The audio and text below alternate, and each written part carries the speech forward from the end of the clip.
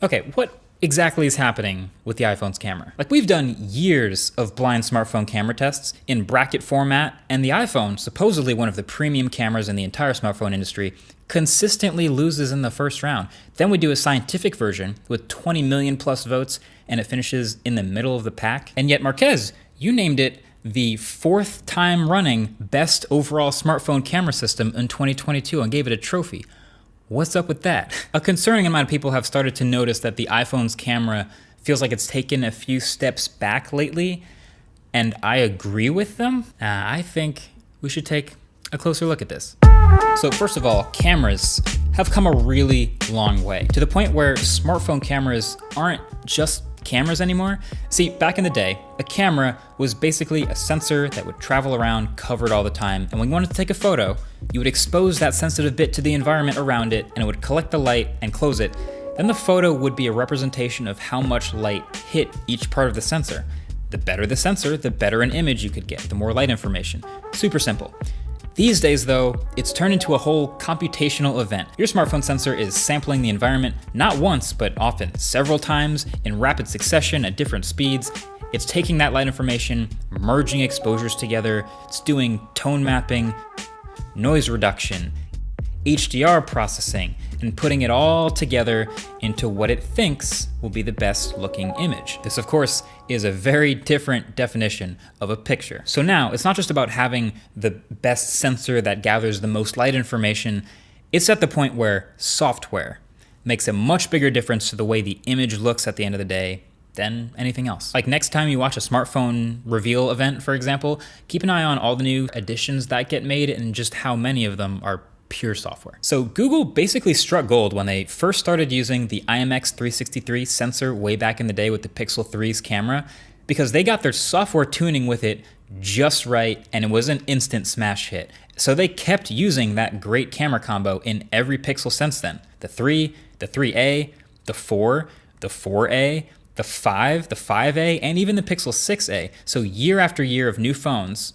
same sensor, same software tuning combo, because it just worked. If it ain't broke, don't fix it. So when you saw the Pixel 6a win December's scientific blind smartphone camera test, what you saw was a 4-year-old sensor and software tuning combo that is still so good that in a postage stamp sized comparison of compressed side-by-side images where you can't really judge sharpness or depth of field too much, basically just appreciating the basics, this combo absolutely nailed the basics, better than anyone else. Now when the Pixel 6 came along, stay with me, Google finally updated their design and their branding, and they finally changed to a new sensor with this new camera system. So they go from the tried and true 12 megapixel to this massive new 50 megapixel sensor. And it kind of threw a wrench into things.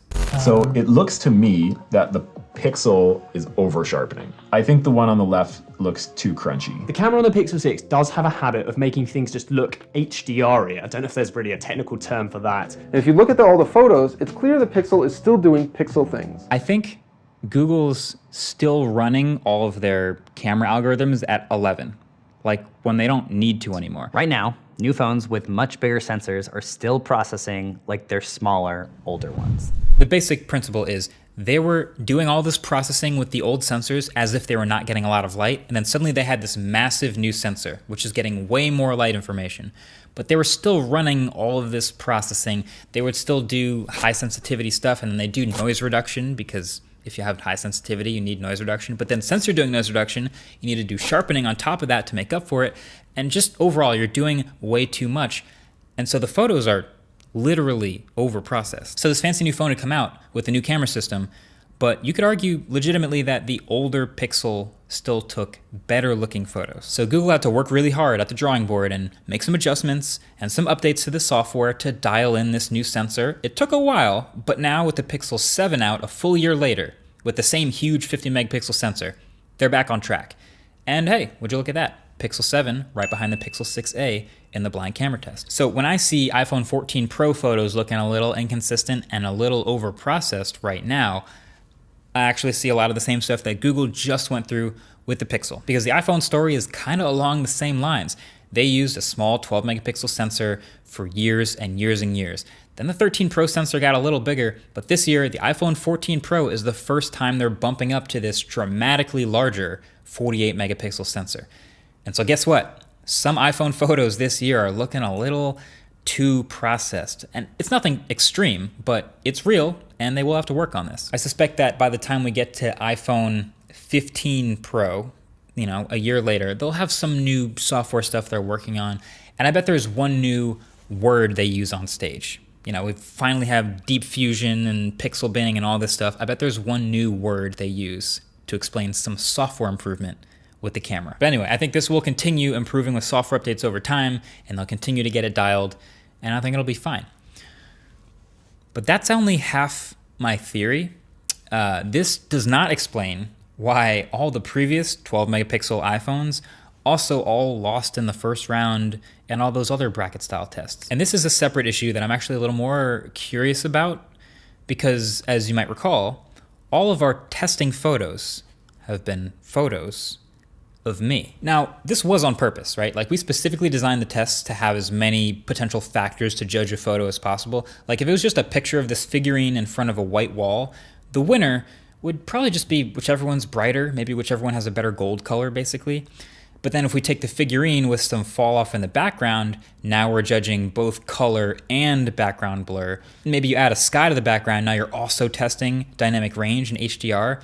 So yeah, with our latest photo, it's a lot. It's 2 different skin tones, it's 2 different colored shirts, it's some textures for sharpness, the sky back there for dynamic range, short range fall off on the left, long range fall off on the right. I mean, with all these factors, whichever one people pick as the winner, ideally is closer to the best overall photo. I also wanted the pictures to be of a human just because I feel like most of the important pictures that people take most often that they care about are of other humans. But as it turns out, using my own face as a subject for these revealed a lot about how different smartphones handle taking a picture of a human face. Because as I've already mentioned, these smartphone cameras are so much software now that the photo that you get when you hit that shutter button isn't so much reality as much as it is this computer's best interpretation of what it thinks you want reality to look like. And each company goes to a different level of making different choices and different optimizations to change their pictures up to look different ways. They used to actually be a little more transparent about it. There are phones that would literally identify when you're taking a landscape photo, and they'd pump up any greens they can find of the grass, or they'd identify any picture with a sky in it and pump up the blues to make it look nicer. I did a whole video on smartphone cameras versus reality that I'll link below the like button if you want to check it out. But the point is, when you snap that photo on your phone, you're not necessarily getting back a capture of what was really in front of you. They're really bending it in many ways. The iPhone's thing is when you take a photo, it likes to identify faces and evenly light them. It dries every time. And so this feels like a pretty innocent thing, right? Like if you ask people normally, what do you think should look good in a photo? And you say, oh, I'll evenly light all the faces in it. That sounds fine, right? And a lot of time it looks fine, but it's a subtle thing. Like in a photo where you can see the light is coming from one side clearly, where you can see from the Pixels camera, there's a shadow on the right side of the face. With the iPhone though, it's almost like someone walked up and added a little bounce fill, just a really nice little subtle bounce fill. But sometimes it looks a little off. Like, look, this is the low light photo test we did from our blind camera test. On the left is the Pixel 7 again, which looks like all the other top dogs. And on the right is the iPhone 14 Pro that finished in the middle of the pack. It might be hard at first to see why it looks so weird, but look at how they completely removed the shadow from half of my face. I am clearly being lit from a source that's to the side of me, and that's part of reality. But in the iPhone's reality, you cannot tell, at least from my face, where the light is coming from. Every once in a while you get weird stuff like this. And it all comes back to the fact that it's software making choices. And the other half of that is skin tones. So you've heard me say for a few years in a row that I mostly prefer photos coming from the Pixels camera. And we've done lots of tests where I have me as a sample photo and you can tell it looks really good. Turns out Google's done this thing over the past few years with the Pixel camera called Real Tone. It doesn't get that much attention, but it turns out to be making a pretty big difference here. Historically, a real issue for film cameras back in the day was that they were calibrated for lighter skin tones, and people with darker skin tones would typically be underexposed in those pixels. So now, fast forward today, cameras are all software. Smartphone cameras are software, so they can all make adjustments to account for different variety of skin tones, of course. But they still all do it to different varying degrees. Like you might have noticed, a lot of phones sold in China will just brighten up faces across the board because that's what people prefer in photos in that region very often. Google goes the extra mile to train their camera software on data sets that have a large variety of skin tones to try to represent them correctly across the board, and that's what it's calling real tone. And Apple's cameras, from what I've observed, simply just like to evenly light faces across the board, and doesn't necessarily account for different white balances and exposures necessary to accurately represent different types of skin tones, when I think they totally could. So basically, it turns out this is a big part of what we were observing in Pixels, and a lot of the phones that do accurately represent my skin tone finishing higher in this blind voting thing that we did, because they happen to do that really well, and that's a thing that people really considered when they voted on them.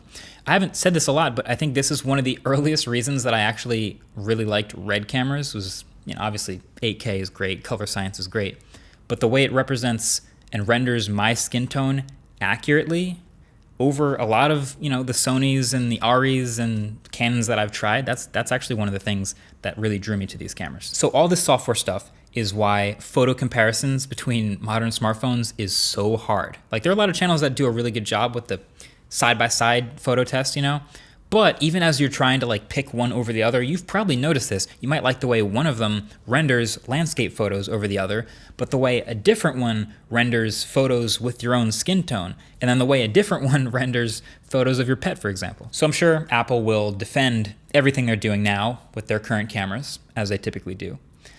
But I'm going to keep an eye on what I'm also sure, which is they're for sure working on tuning these new cameras, dialing it in, and eventually getting it better with the iPhone 15 and 15 Pro. So back to the original question from the beginning of the video, can't leave that unanswered, which is, all right, the Pixel 6a, you like the Pixel Photos, Marquez, it won the blind scientific camera test, but you still gave the trophy for best overall camera system to the iPhone, the very 14 Pro that we've been talking about this whole video.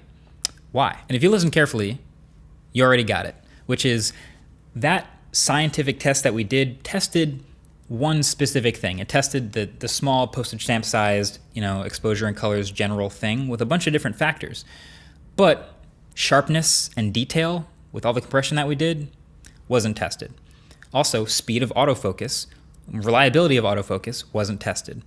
The open close time of the camera app, how fast and reliable you can get a shot, wasn't tested. And also, video wasn't tested. So the microphone quality, video quality, speed and reliability of autofocus there, file formats, sharpness, HDR, all that stuff wasn't tested. Maybe someday we will test all that, but until then, the lesson learned is the pretty pictures that come from the Pixel or whatever phone's in your pocket are partly photons, but primarily processing. Thanks for watching. Catch you guys in the next one. Peace.